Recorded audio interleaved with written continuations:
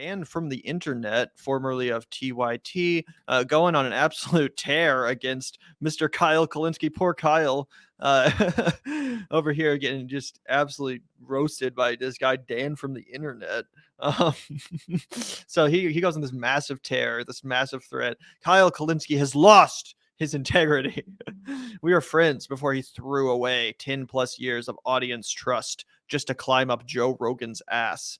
How can he boast being a progressive political actor, co-founder of Justice Dems, while betraying workers and the marginalized? And there's a photo of them together, apparently back when they were homies. And then goes on to list some times in the past where Kyle Kulinski has defended Joe Rogan and said things like, why focus on all the right wing stuff he said when he's also said a bunch of left wing stuff and et cetera, et cetera. Going through examples, saying that Kulinski hasn't changed his mind before. Even though he brags about Joe's ability to be reasoned with, et cetera, et cetera. But I think this is kind of dumb, to be honest, because Kyle just called out Joe Rogan like a couple weeks ago. We literally did a video about it at the time. We reacted to it on stream where Kyle put out a whole video, probably like 20 minutes long, absolutely destroying Joe Rogan's case for Ron DeSantis, right? Remember Joe Rogan said, "Oh, I think I'm going to vote for Ron DeSantis," right? And Kyle put out like this massive video being like, "Bro, this is wrong and it completely violates all of your principles about freedom.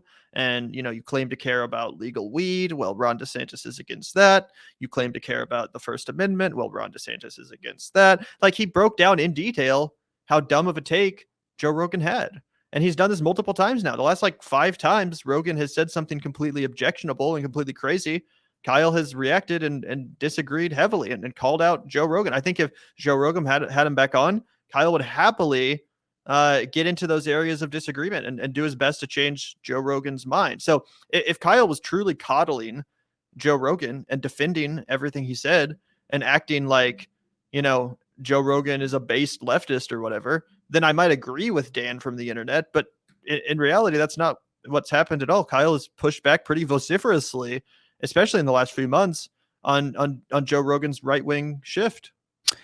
Yeah, I have a couple of questions here. Look, we never handle Kyle with kids' gloves. Kyle sometimes listens to our show. I like him a lot, but we always have pretty been consistent. I like Kyle's show a lot and I like his commentary. I've been a fan for years. So, but I'm not going to like shy away from disagreeing with the guy. Fuck if I would ever do that. But when I look at this clip, let's scroll down a little bit into the picture. One, I know that Kyle didn't get that shirt until he started hanging out with Crystal Ball. So let me just say this. I remember when they put out the photographs from all of those fucking, Crystal Kyle and Friends promotion. This looks like that era of Kyle. This isn't like when he first got invited on Joe Rogan that you decided to like burn the bridge with him. I would wager that this picture is a bit more recent than 2016. So it's just like, why now out of all the time, kind of like you were mentioning, when he's actually kind of like moved away from his commentary on Joe Rogan. And I would also say maybe, I'm also just a closeted bigot like Kyle Kulinski, but back in 2016, I felt like I was listening to a different Joe Rogan. That's actually how I got into Kyle Kulinski. And like the first time that he went on Joe Rogan was when I first started like really, really listening to him. Like Gavin had played Secular Talk before. I was like familiar with him, but I listened to him like for 3 hours on Joe the first time he went on there. And he was like fucking fanboying to all crap. He was like, "Dog, everybody knows who you are. This is crazy." Like I remember thinking like he was like super endearing and like, all this shit. And I was like, "Oh, okay, I'm going to check out this guy's shit." So anyway, that's how I got exposed to Kyle. So win for the left there, because now look at now I'm really involved in YouTube. Not that that's much fun, I'm kidding. But anyway, but Rogan shifted his entire show from actually just having on heterodox voices. Like I didn't care if he had on fucking Republicans back in the day and he like pushed back on. Now it just seems like a different show. It's much more boomer. It's much more insulated. So it makes sense that Kyle felt like he was fighting on a more like equal ground than in the past, right? And even a guy who loved, like, let's take Michael Brooks, for example, right? Michael Brooks loved to lampoon Rogan, like, way before even I did. I would be like, "Oh, come on, bro." Like, but a lot of times it was really funny, right? Like, and he was like, "Oh, I would go on there in a heartbeat. You reach a fucking massive audience." He was like, "Nobody can deny that. That's like the biggest and most effective podcast in the world." So I think it would have been silly for Kyle to not take those opportunities. I remember a few handfuls of instance where he was really able to refute Joe's framing live on air. Like he made great parallels between like Medicare for all and the fire department when Joe was talking about and regurgitating a lot of JP talking points about how like, oh, there's a lot of like lines for shit in Canada. And Kyle's like, ask a single fucking working class Canadian if they would switch their healthcare for the United States, and you will get like 99.9% no, because nobody wants to fucking have to pay the astronomical fees that come along with being held hostage by your care providers in the United States. So all these kinds of things, just it's like weird to just like try and be like, fuck you for doing this, like completely out of nowhere, out of left field, and then using all of the most like worst moments of Joe Rogan to be like, you didn't scold him hard enough. Like, I don't know, it was weird. Yeah, and let's go down here because he's trying to dunk on Kyle for defending Joe Rogan's for making racist jokes in the past, and basically saying like, well, come on, guys, Joe Rogan clearly has evolved. He doesn't use that language anymore. I personally don't think he's a racist. That's what Kyle said. And you know, guess who else he defended from their past jokes and past bigoted statements? Cenk Uygur.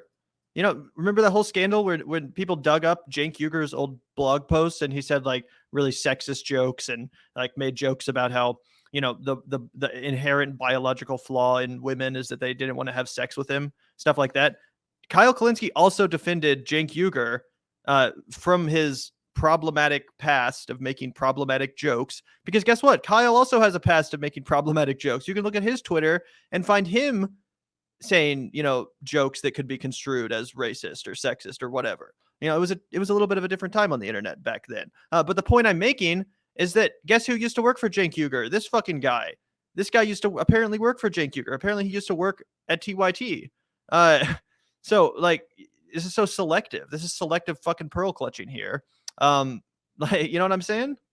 Oh yeah, 100%. And look, I remember when this all went down because we commented on it intensely, and I remember saying, bro, this is one of the things that's always been in the back of my mind about Rogan. When is the boot going to drop for this guy? He said the N-word so many fucking times, and his guests have said the N-word so many fucking times, and of course they're all white guys that say it. So I was like, when is the fucking hammer going to fall for this? But I mean, you know, I don't know. I don't think that means that, you know, he deserves whatever flack he gets. I don't give a fuck if you're mean to Joe Rogan. Everybody can be mean to Joe Rogan. He has $100 million fucking dollars to wipe his tears with. People are fucking mean to me and I'm broke, so I don't give a shit. But I just mean like, you know what I'm saying? Like, the chickens can come home to roost for Rogan, just like the chickens came home to roost for Kyle, and Kyle ate a lot of fucking shit. You know, some of it fucking justifiably. Obviously, it's, you know, you can't say that to kind of shit. But that being said, you know, why would we come out of the blue and be like, fuck Kyle for this thing that some other guy did? Like, that sounds like a little bit chaotic. Yeah, and again, I just can't get over the hypocrisy. This guy who literally used to work for Cenk Uygur, who was canceled and forced out of Justice Democrats for his old problematic jokes, is now trying to come after Kyle for not being hard enough on someone else's old problematic jokes. Okay, it's just a very obvious attempt to get attention from this guy. It's from what I can tell, at least. That's my read of the situation. You know, let's do this big dramatic threat exposing Kyle Kulinski for something he didn't even do. And like I said, Kyle has consistently called out Joe Rogan in the last few months, because Joe Rogan has undeniably been going further and further to the right. Now he's talking about how he supports Ron DeSantis, and Kyle Kulinski has pushed back on that over and over again. Like, what else do you want him to do? Take off his fucking shirt and beat his chest and, you know, threaten to come and fight Joe Rogan like Cenk Uygur does? Let's fight. Let's fucking fight, bro. Like, what do you want him to do? So I think that's really stupid. Yeah, really, really stupid, honestly, from what I can tell. Honestly, dude, now that you mention it, I do want to see them get greased up and go to fucking blows with one another. No, I'm kidding. Fuck, man. Yeah, this seems like it seems like a little bit like clout chasing. Unfortunately, that happens to people sometimes. I don't know. This seems like a fucking massive reach to try and, like you said, kind of expose Kyle when there's nothing to expose here. Massively late to the party.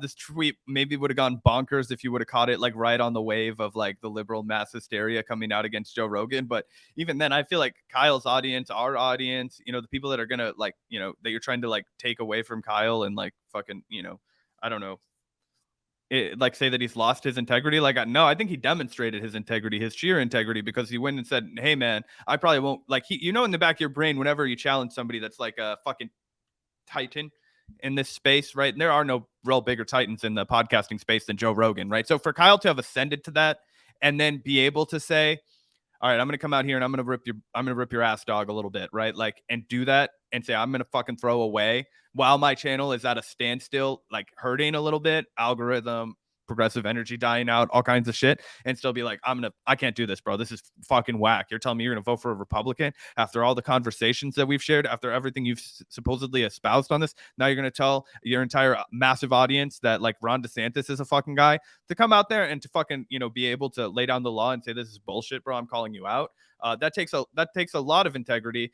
And so like I would be able to really kind of quickly refute your logic right there, bro. So I'm not familiar with Dan from the internet, Dan from the web. Maybe he's a great guy and he just fucked up really quick. I don't want to come down too hard on him because I have absolutely no idea who the fuck he is.